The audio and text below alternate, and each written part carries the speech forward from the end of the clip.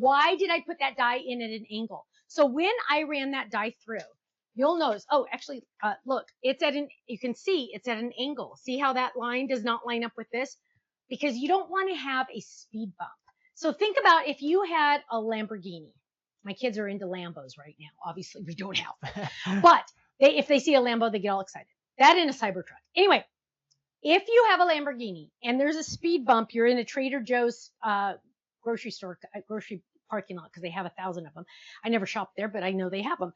And if you go over that speed bump in your Lamborghini at 100 miles an hour, that's not good, right?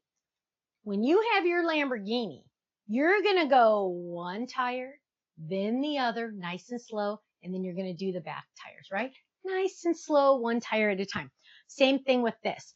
There's a roller in here. Every roller machine is like this. There is a roller in here.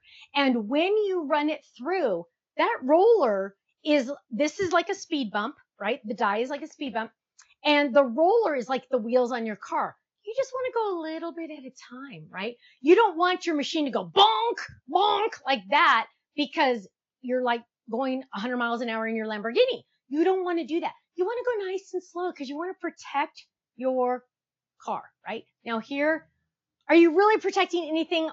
I don't know, but it's better for you. It's better for the machine and it's easier to do. And it will cut. How many times have you taken a die that's easy peasy like this, ran it through nice and straight because it's human nature to want to run it right through straight, and it didn't cut on the easiest parts, right? It just jumps right over that straight blade. You're like, it cut the intricate part, but it didn't cut that straight blade. That's because it just jumped right over and kept going because it couldn't get that whole thing. So that's why.